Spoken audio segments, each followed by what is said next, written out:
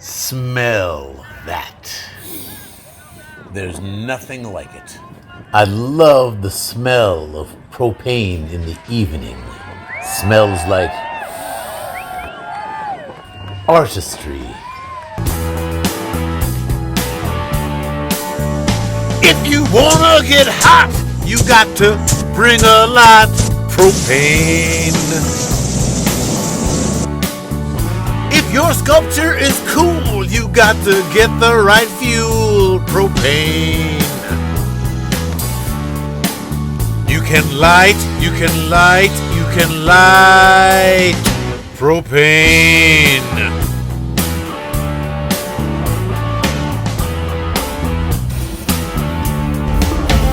If you want it to flame, you got to know the name, propane. You can burn it at night, it's really lovely and bright, propane. You can light, it ignites, it excites, propane. Of course, propane is merely fuel and not the only one burners love to burn. We love propane, white gas, wood, all the things that produce every burner's favorite chemical reaction, fire. I recently talked about the chemistry of fire with Boston University physicist and my pal, Dr. Nicholas Gross. Fire is different from something just being hot because there's a chemical reaction happening. And in particular, burning is a description of a chemical reaction with oxygen. The important thing about burning is it's exothermic. You get energy out of the reaction. We have the man who is consumed by fire and is gone. Here's an extremely important principle.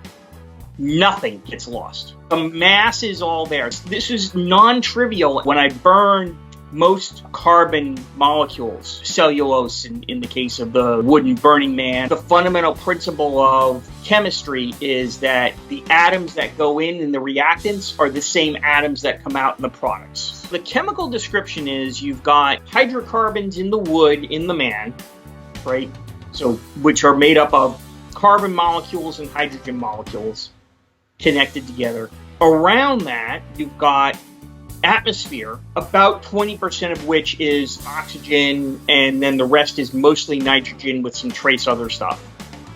And it's the oxygen that's important in this case. I heat some portion of the man up enough that molecules evaporate some so they get into a gaseous state and they start to break apart so that they can react with the oxygen.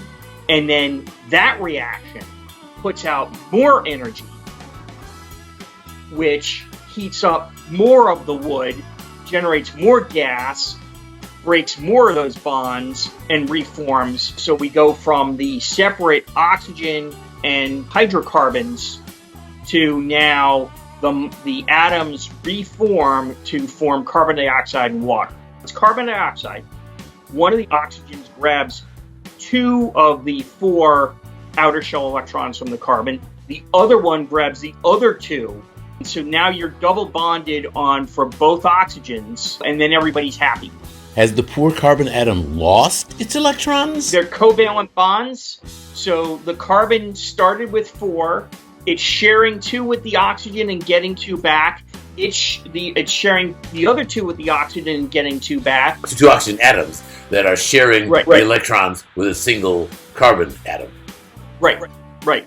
And so it's all sharing, and everybody's sharing whatever they need, and it's just like Burning Man. It's a gifting economy. Covalent bonds are a gifting economy, yes. The really cool thing is that if you get somebody to slowly explain it to you, now we have a whole new set of things to think about as we watch the man burn through the haze of the various chemicals we may or may not have ingested.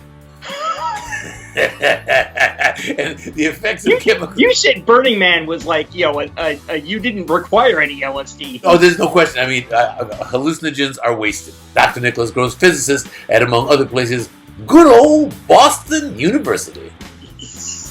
Aaron, always a pleasure to talk to you.